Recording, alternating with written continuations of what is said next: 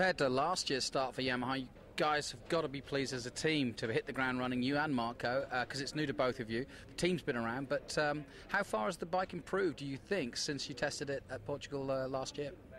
When I tested it first in Manicar, we've just been making the bike more my own, and especially for Phillip Island here, it's been more about control and the power of the bike, because it's got horsepower. There's no doubt about that. It's got too much of any in places, so we're just trying to control the bike, make it rideable for 22 laps, and it's no secret that the bike's always been good over one lap, but what we want this year is to be able to hang in there until the final lap. Phillip Island is probably going to be our toughest circuit, so if I can walk away with 2 top 6 results here tomorrow, that would be brilliant. And let me ask you about something that both you and Marco have talked about in the press, which is it seems that you suit the Superbike, and he is an X250 guy, you're an X250 and Supersport guy. Is that the truth, that you can handle the Superbike? It seems to suit your styles?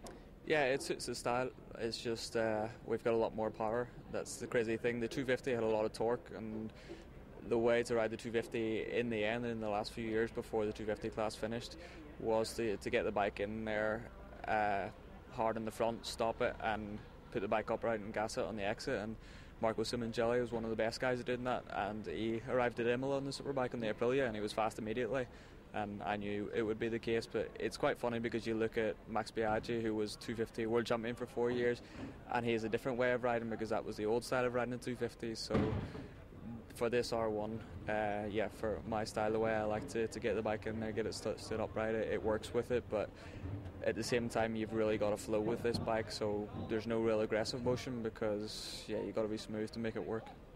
You mentioned that you were pleased to be on the first 2 rows, and that's obviously a job that well done, but what are your expectations for your first season in World Superbikes? Because I suppose you're not putting any pressure on you, whereas Marco, I suppose, coming in as a bit of a superstar, is expected to do more. What have you put in terms of pressure on yourself?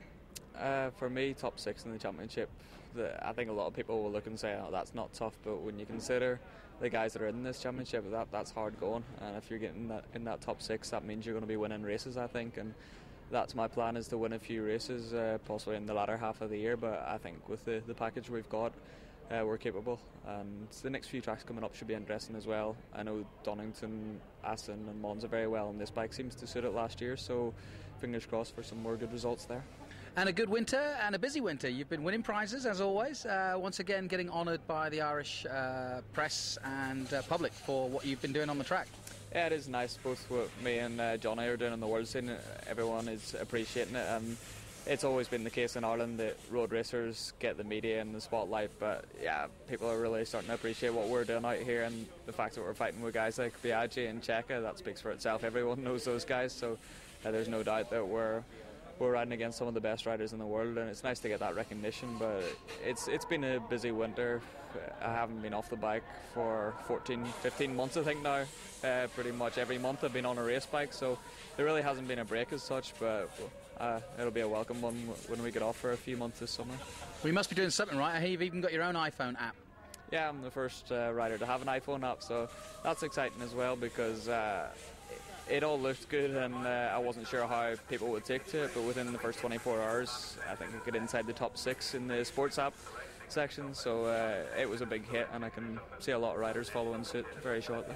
I better download it as quick as I can. Yeah, get onto it. Cheers. Well, thanks for talking to us, and best of luck for the season ahead. Alright, cheers.